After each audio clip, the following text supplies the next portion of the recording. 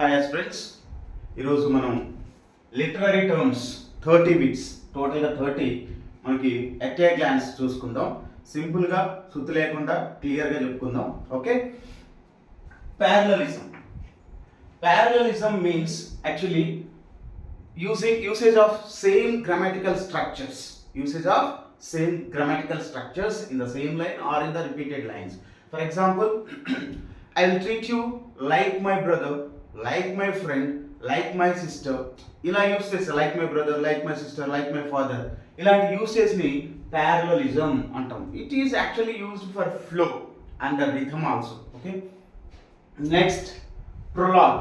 Prologue అంటే any piece of work of రైటింగ్కి ముందు రాసేటువంటి ఒక ప్రొలాగ్. అంటే అంతకు ముందు ఏం జరిగింది, ఆ స్టోరీ కంటే ముందు ఏదో జరిగిన దాని బ్యాక్గ్రౌండ్ని ఇచ్చేదే ప్రొలాగ్. అంటే ఒక రైటింగ్ స్టార్ట్ అవ్వక ముందే దాని బ్యాక్గ్రౌండ్ వర్క్ని ఇచ్చేది ప్రొలాగ్. ఓకే, ముందు మాట అని అంటాం కదా, అదనమాట. Next epilogue. Epilogue is nothing but same opposite to prologue. అంటే after the ending of the book writing, ఒక బుక్ అయిపోయిన తర్వాత ఆ ఎండింగ్లో కొన్ని క్యారెక్టర్స్ని స్టోరీలో చెప్పలేము, కానీ వాటిని అలాగే వదిలేసాడేంటి అని అనుకోకుండా ఏం చేశాడంటే, ఫర్ ఎగ్జాంపుల్ ఒక రాజు అనే క్యారెక్టర్ని ఒక మధ్యలో కనిపించాడు, కానీ ఆ తర్వాత ఏమయ్యాడో తెలియదు.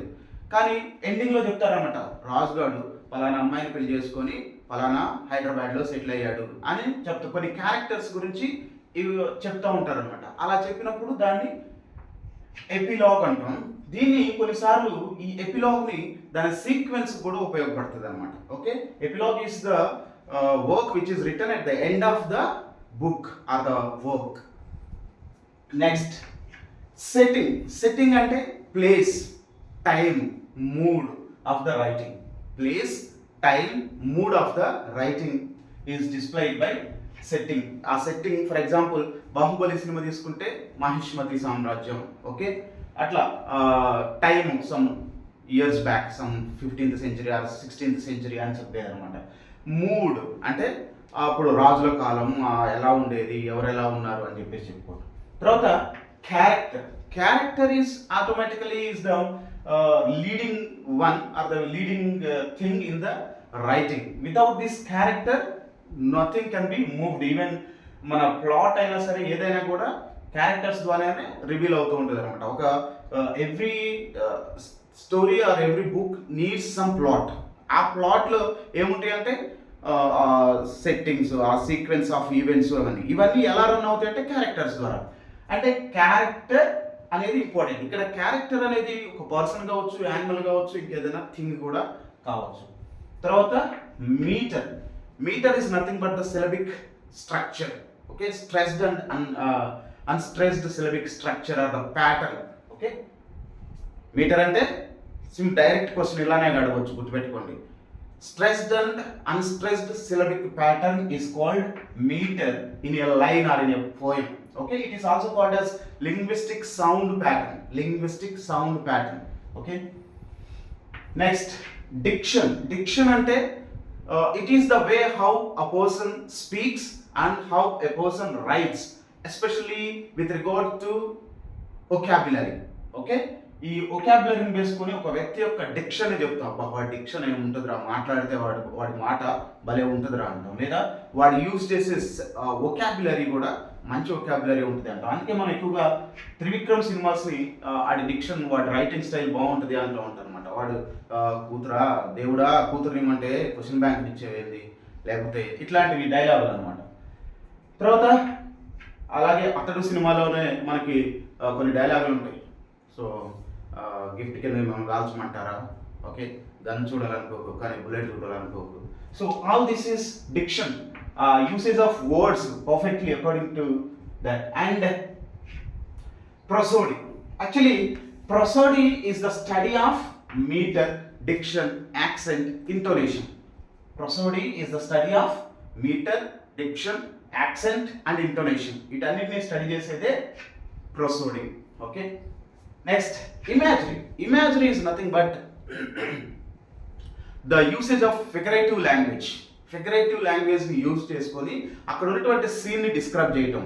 అంటే it gives us clear picture, it gives the reader clear picture, everything like వాడి కళ్ళ ముందు కనపడుతున్నట్టుగా ఉంటుంది. ఎందుకు? ఆ ఫిగరేటివ్ లాంగ్వేజ్ యూజ్ చేయటం వల్ల. అంటే ఫర్ ఎగ్జాంపుల్ ఒక వ్యక్తిని ఎక్స్ప్లెయిన్ చేసినప్పుడు, వాడు పెద్ద కొండలా కనపడ్డాడు రా, వాడు నడుచుకుంటూ వస్తుంటే ఒక మాన్స్టర్ నడుచుకుంటూ వచ్చిన, ఇలా చెప్తుంటే మన కళ్ళ ముందు వాడు అపియరెన్స్ కనపడుతూ ఉంటుంది అనమాట. ఓకే, అది ఇమేజినరీ. తర్వాత ఇక్కడికి వచ్చేసరికి నారేటివ్. నారేటివ్ అంటే a collection of events that tells a story. A collection of events that tells a story. ఇంకా స్టోరీ నారేషన్, ఒక ఈవెంట్స్ని ఒక సీక్వెన్స్లో ఒక ఆర్డర్లో ప్రజెంట్ చేయడమే నారేటివ్ అంటాం. Okay, next epic. ఎపిక్ అంటే ఇట్స్ స్టైల్ ఈజ్ ఎలివేటెడ్, చాలా పెద్ద style, great characters, super natural elements, style గ్రాండ్గా ఉండటం. ఓకే, వెరీ బిగ్ ఎపిసోడ్స్ ఉండటం.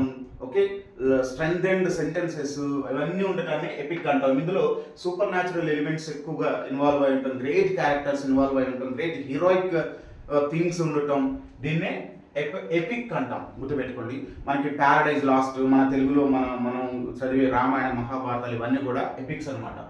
తర్వాత మాక్ ఎపిక్. మాక్ ఎపిక్ అంటే దీనికి ఆపోజిట్, ఎపిక్కి ఆపోజిటే మాక్ ఎపిక్. మాక్ అంటే సటైరికల్ అన్నట్టు అనమాట. ఇది ఒక రకమైన హ్యూమర్ని జనరేట్ చేస్తుంది. ఇందులో కూడా ఎపిక్ క్వాలిటీస్ని ఇంట్రడ్యూస్ చేయాలనుకుంటారు, కానీ ఇక్కడ థీమ్ వచ్చేసి సీరియస్ థీమ్ ఉంటుంది. గుర్తుపెట్టుకోండి, ఇక్కడికి వచ్చేసరికి silly, trivial. Okay, silly is made serious, serious is made silly అంటే అన్నమాట. అలాగే trivial silly things are mundane. గుర్తుపెట్టుకోండి, ఒకవేళ ట్రివియల్ అని మీకు తెలియకపోతే మండేన్ గుర్తుపెట్టుకోండి, మండేన్ తెలియకపోతే ట్రివియల్ అని గుర్తుపెట్టుకోండి. ఈ వర్డ్స్లో ఏదైనా ఇవ్వచ్చు. ఓకే, మాక్ ఎపిక్ అంటే ట్రివియల్ థింగ్స్, అంటే స్మాల్ థింగ్స్, చిన్న చిన్న విషయాల్ని పెద్దగా చేయటం. మనకి Rape of the Lock, Alexander Pope రాసినటువంటి రేప్ ఆఫ్ ద లాక్ అనేది ఒక పెద్ద మాక్ ఎపిక్ అనమాట. అలాగే డన్సియర్, వాడే రాసిన డన్సియర్ అనేది కూడా రేప్ ఆఫ్ లాక్. అలాగే Battle of Books by Swift, Jonathan Swift, అది కూడా మాక్ ఎపిక్. ఈ రేప్ ఆఫ్ ద లాక్ అనేది ఏంటంటే చిన్నదే, జస్ట్ ఒక అమ్మాయికి ఒక హెయిర్ ఇలా పడి ఉంటుంది అనమాట. ఆ అమ్మాయికి ఆ హెయిరే అందం అనమాట. వాడు అందులో ఉన్నటువంటి ప్రొటాగనిస్ట్ ఆ హెయిర్ని కట్ చేస్తాడు. ఆ హెయిర్ని కట్ చేసినందుకు పెద్ద యుద్ధం, ఆ రెండు ఫ్యామిలీల మధ్య పెద్ద ఘర్షణ వాతావరణం నెలకొంటుంది అనమాట. సో అది మాక్ ఎపిక్. ఓకే, అందులో కూడా కొన్ని సూపర్ న్యాచురల్ ఎలిమెంట్స్ ఉంటాయి, కానీ పెద్ద సూపర్ న్యాచురల్ ఎలిమెంట్స్ కాదు. నిమ్స్, సిల్ప్స్ ఇలాంటివి చిన్న సూపర్ న్యాచురల్ ఎలిమెంట్స్ ఉంటాయి అనమాట. లైక్ మన goddess of mosquito, goddess of fly అన్నట్టుగా అనమాట. Okay, just for example I told this. Next choreography. Yes, choreography is actually కొన్ని ఓల్డ్ ఏజ్లో choreography was in the written form. Okay, అంటే everything should be written form. అంటే ఒక writing రాసినప్పుడు దాన్ని stage మీద పర్ఫామ్ చేయాలంటే స్టేజ్ ఎలా ఉండాలి, క్యారెక్టర్స్ ఎలా ఉండాలి, వాళ్ళు ఎటు మూవ్ అవ్వాలి, ఇవన్నిటిని ఒక స్క్రిప్టెడ్ ఫామ్లో రాసుకునేవాళ్ళు అనమాట. దాన్ని ఎలా ప్రజెంట్ చేయాలనేది కొరియోగ్రఫీ. కానీ 19th 20th century are 19th century నుండి దాని స్టైల్ మారిపోయింది. కొరియోగ్రఫీ అంటే dance form, dance notation or okay yes dance notation కిందకి వచ్చేసింది అనమాట. ఓకే, కొరియోగ్రాఫ్లో వాళ్ళు ప్రజెంట్ చేయటం, డాన్సర్స్ ప్రజెంట్ చేయటం, వాళ్ళ మూమెంట్స్ని డిజైన్ చేయటం అని కొరియోగ్రఫీ అంటాం. Maybe the singers moment or the okay choreography is the dance form. Okay, next point of view. Point of view అంటే ఇక్కడ which point of view is the story narrated, అంటే ఏ point of వ్యూలో story narrate చేశాడు. అంటే first person narration point of వ్యూనా, second person point of వ్యూనా, third person point of వ్యూనా అని చెప్పడం అనమాట. First person point of view అంటే మన స్టోరీని మనం చెప్పుకోవడం. Second person point of view అంటే ఎదుటి వ్యక్తికి మనం చెప్తున్నట్టుగా అనిపించడం, అంటే రీడర్ తోటి మనం మాట్లాడుతున్నట్టుగా అనిపిస్తూ ఉంటే అది second person narration. Third person narration అంటే జనరల్గా story, once there was a king, he had 7 sons అట్లా చెప్తాం అనమాట. Next classic. క్లాసిక్ అంటే ఇది ఒక రకంగా which has acquired recognised position in the literature. Okay, లిటరేచర్లో ఒక రికగ్నైజ్డ్ పొజిషన్ని తెచ్చుకునేది అనమాట. దీనికి మంచి డిమాండ్ ఉంటుంది అనమాట. ఇప్పటి వరకు చాలా క్లాసిక్స్ ఉంటాయి మనకి, ఇలియడ్, ఒడిస్సీ అనేటివన్నీ కూడా క్లాసిక్సే. Okay, next chorus. Chorus a group of singers or the dancers, they are called chorus. Okay, a group of singers or dancers are called chorus. Next, comedy is a genre. Comedy is a genre. Genre ఇది genre అంటుంటారు, genre లేదా genre ఏదో అంటుంటారు, కానీ actually it should be pronounced as genre. Okay, comedy is actually, it's a humor. Its main purpose is to amuse. Okay, there are different types of comedies. దానిలో కూడా చాలా రకాలైన కామెడీ, ఫాస్ట్ కామెడీ అని, light comedy అని అంటుంటారు. మన importance of being Ernest అనేటువంటిది fast కామెడీనే. Okay, అది చూసుకోండి ఒకసారి. Comedy is it's main purpose is amusement, అంతే. ఇంకా క్యారెక్టర్స్ అన్ని కూడా సరదాగా ఉంటాయి, ఎండింగ్ కూడా హ్యాపీగా ఉంటుంది. సో అలా హ్యాపీగా చూసుకోవడానికి వెళ్ళిపోతూ ఉంటాయి, అవి కామెడీస్ అనమాట. నెక్స్ట్, ట్రాజడీ అంటే ఇక్కడ because of one tragic flaw or the characters flaw, great character falls down. Okay, ఒక character, hero or the protagonist బిగినింగ్లో బాగుంటాడు, హై రిచ్ పొజిషన్లో ఉంటాడు, లేదంటే because of one flaw, maybe వాడి యొక్క దానగుణం వల్ల, లేకపోతే వాడి యొక్క మంచితనం వల్ల వాడి కిందకి పడిపోతాడు ఒకటే దెబ్బకి. సో ఆ పడిపోవటాన్ని ట్రాజడీ అంటే, వాడి ఎండింగ్ ట్రాజిక్గా ఉంటుంది అనమాట, సాడ్నెస్ని ఇండికేట్ చేస్తుంటుంది. That is called tragedy. కొన్నిసార్లు ట్రాజీ కామెడీగా అని ఉంటుంది, అంటే ట్రాజడీ కామెడీ, ట్రాజడీలో కామెడీ ఇన్వాల్వ్ చేస్తుంటారు కొన్నిసార్లు. So that is called tragedy comedy. అయితే మనకి ఇచ్చినటువంటి 30 లిటరరీ టర్మ్స్లో మనకు ఆ ట్రాజడీ కామెడీ అనేది లేదు, కాబట్టి దాని గురించి అవసరం లేదు. కాన్ఫ్లిక్ట్ అంటే ఏంటి? ఎక్కడైనా జనరల్గా క్లాష్ ఆఫ్ థాట్స్.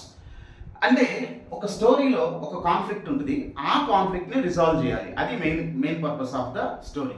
అంటే కాన్ఫ్లిక్ట్ అంటే there is a difference between ideology, ఇద్దరు వ్యక్తుల మధ్య కానీ, ఒక వ్యక్తిలోనే తనలో తాను పడేటువంటి థాట్కి కాన్సైన్స్కి మధ్యటువంటి క్లాష్ కానీ, లేకపోతే హీరోకి విలన్కి మధ్యనటువంటి క్లాష్ కావచ్చు, హీరోకి సొసైటీకి మధ్యనటువంటి క్లాష్ కావచ్చు, వీటన్నిటిని ఏమంటామంటే conflict is nothing but clash of thoughts. Next, plot. ఇంకా ఈ ప్లాట్ అంటే మనకి ఇక తెలిసిందే, ఈ sequence of events are the scenes, how the plot must go back or move forward. ఆ ప్లాట్ అనేది ఎలా మూవ్ అయిపోవాలి అంటే, అప్పుడప్పుడు మనం సినిమాల్లో చెప్తుంటారు, ప్లాట్ మంచిగా లేదు, వాడు సరిగ్గా రాసుకోలేదు అంటుంటాం. అంటే ప్లాట్ మంచిగా లేకపోవడం అంటే కరెక్ట్ సీక్వెన్స్ మెన్షన్ చేసుకోలేకపోవడం, కరెక్ట్గా ఈ సీన్ తర్వాత ఇది రావాలి, ఇలా వస్తే ఇలా వస్తుంది.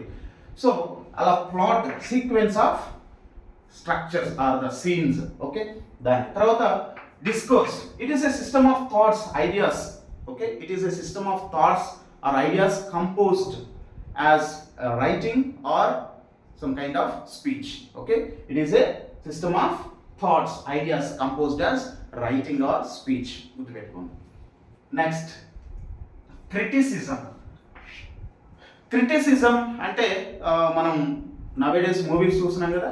సో మూవీ చూసినాక వచ్చి చెప్తా ఉంటారా, అబ్బా ఫలానా సీన్ ఉంది, సూపర్ ఉంది, కానీ ఈ సీన్ బాగాలేదు, ఆ సీన్లో ఎలివేషన్ సీన్ హైలైట్ ఉంది. ఇదంతా క్రిటిసిజం అనమాట. అంటే క్రిటిసిజం అనేది పాజిటివ్ క్రిటిసిజం ఉండొచ్చు, నెగిటివ్ క్రిటిసిజం, కన్స్ట్రక్టివ్గా ఉండొద్దు, డిస్ట్రక్టివ్గా ఉండొచ్చు, ఏదైనా కావచ్చు. Okay, analysis of your work, ఆ వర్క్ గురించి అనలైజ్ చేసి దానిలో ఉంటుండే మెరిట్స్, డిమెరిట్స్ని మొత్తం చెప్పేదే క్రిటిసిజం, గుర్తుపెట్టుకోండి. Next, empathy means here the ability to understand others feelings. The ability to understand others' feelings, that is called empathy. Empathy means ఎదుటి వ్యక్తి యొక్క ఫీలింగ్స్ని అర్థం చేసుకోవటం, వాడి యొక్క సఫరింగ్స్ని అర్థం చేసుకోవటం. దాన్నే the ability to understand the feelings of others is called empathy. And sympathy, ఈ రెండు ఇంటర్ రిలేటెడ్. ఎప్పుడైతే మనం ఎదుటి వ్యక్తి యొక్క ఫీలింగ్స్ని అర్థం చేసుకుంటామో, వాడు కొంచెం బాధలో ఉన్నాడని అనుకుంటామో, వాడి మీద మనకి పిటి రైజ్ అయింది. That the ability to show pity on the particular character is called sympathy. Simple. Empathy అంటే the ability to understand the feelings of others, and here sympathy is a feeling to show pity on others. That's it. Style అంటే the way how one presents his work. Okay, అతను ఏ టైప్లో అంటే ఒక్కొక్కరిది ఒక్కొక్క style ఉంటుంది. For example మనం Telugu cinema పరంగా చూసుకుంటే రాజమౌళిది ఒక style, grand and elevated style ఉంటుంది. అలాగే అనిల్ రావిపూడిది ఉంటే ఆ అనిల్ రావిపూడి గారు ఏం చేస్తాడంటే కొంచెం కామెడీని మిక్స్ చేస్తూనే కొంచెం స్టోరీని లీడ్ చేసుకెళ్తూ ఉంటాడు. అప్పుడప్పుడు సీరియస్లో కూడా కామెడీని యాడ్ చేస్తుంటాడు, అప్పుడప్పుడే సీరియస్ అయిపోతుంటాడు. మనం సరిలేరు నీకెవరి సినిమాలో చూస్తుంటే కొన్నిసార్లు అక్కడక్కడే కామెడీ అనిపిస్తుంది, వెంటనే సీరియస్ తీసుకెళ్ళిపోతుంది. That is called style of writing. Okay, so ఏ రైటింగ్ని ఏ స్టైల్లో రాస్తున్నాడు అంటే యూసేజ్ ఆఫ్ వొకాబులరీ కానీ, వాడు ప్రజెంట్ చేసే విధానం కానీ, structures, sentences, language, everything simple style, elevated vocabulary అని చెప్పేసి అప్పుడప్పుడు అంటుంటాం. ఓకే అనమాట. ఓకే, ప్రొలిఫిక్ స్టైల్ అని, సింపుల్ స్టైల్ అని చెప్తుంటారు. సింపుల్ లాంగ్వేజ్ యూజ్ చేస్తే ఆడియన్స్ని కట్టిపడేస్తుంటారు ఆ రైటింగ్స్లో అని చెప్పేసి చెప్తుంటారు. That is called style. ఇక theatre is nothing but a stage. Okay, on which live performances are done in front of live audience. గుర్తుపెట్టుకోండి, it is theatre in front of the live performances are done by the characters in front of the live audience. That is called theater. Stage performances. అంటే మనకి సినిమాలు రాకముందు అప్పట్లో స్టేజ్లే థియేటర్సే ఉండేవి. అంటే సినిమాలు వచ్చినాయి, మనం థియేటర్కి వెళ్తున్నాం అంటాం. అసలు థియేటర్ అనే వర్డ్ గ్రీక్ భాష అనమాట. ఓకే, అది అక్కడ నుండి వచ్చింది. అప్పటి నుండి దాన్ని మనం అడాప్ట్ చేసుకున్నాం. తర్వాత feminism is like fighting for the equality. It's a movement which aims for the equality of sex. అంటే both men and women are same అని చెప్పుకురావటం అనమాట. అంటే ఎస్పెషల్లీ బిగినింగ్ నుండి మనకి అనాది నుండి ఉన్నదేంటి, men are dominating, women are not dominating. అంటే ఇప్పుడు ఫైటింగ్ ఫర్ ఈక్వాలిటీ అంటే ఎవరికి ఫేవర్గా వర్క్ చేస్తున్నట్టు, ఉమెన్ కోసం ఫైట్ చేస్తున్నట్టు. అంటే feminism is nothing but a movement for the rights of women. Feminism. Next soliloquy అంటే on the stage a character displays his motives, okay, through words. అంటే వాడిలో వాడు మాట్లాడుకుంటున్న దాన్నే ప్రజెంట్ చేస్తుంటారు. ఏంటబ్బా ఇది ఇలా అవుతుంది, ఈ పాటికి వాడు రావాలి కదా కానీ రాలేదేంటి. సో ఇలా మనం స్టేజ్ మీద మాట్లాడుకుని వాడి ఆలోచనల్ని పైకి చెప్పాడు. The motives are expressed. Okay, soliloquy అంటాం అనమాట. సాలిలాక్వీ మీన్స్ సింగిల్గా దానిలో తాను మాట్లాడుకునేటువంటి వర్డ్స్నే సాలిలాక్వీ అంటాం. కాకపోతే అవి బయటికి చెప్పేస్తాం అనమాట. Just tell the motifs of the speaker. అంటే అక్కడ ఉన్నటువంటి క్యారెక్టర్ యొక్క మోటివ్, వాడు ఎందుకు ఉన్నాడు అక్కడ అని తెలియజేయడం కోసం వాటిని బయటికి చెప్పేస్తే దాన్ని సాలిలాక్వీ అంటాం. That to when he was single on the stage. Next folklore is nothing but it's a type of genre or a type of song which carries forward, song కావచ్చు, స్టోరీ కావచ్చు, టేల్స్ కావచ్చు, ఫోక్ టేల్స్ కావచ్చు. Okay, which carry forward the beliefs, traditions, customs. Okay, ఇవన్నీ ideas, songs ఇవన్నీ carry forward చేస్తే అది ఒక రకమైనటువంటి folklore maybe in the form of song, in the form of tales, in the form of short stories. Okay, అలా కూడా తీసుకోవచ్చు. తర్వాత structure is a planned framework of a piece of writing. It is a planned framework of a piece of writing. అంటే ఒక ప్రణాళికబద్ధంగా రాసుకున్నటువంటి ఒక structure. దేని గురించి? ఒక రైటింగ్ గురించి. ఒక ప్లాన్డ్గా రాసుకుంటూ పోతే దాన్ని మనం స్ట్రక్చర్ అంటాం. ఇది మొత్తం 30 లిటరరీ టర్మ్స్. ఐ హోప్ మీకు నేను క్లియర్గా ఎక్స్ప్లెయిన్ చేశాను అనుకుంటున్నాను. సో నిజంగా మీకు నచ్చితే లైక్ చేయండి, షేర్ చేయండి. Thank you.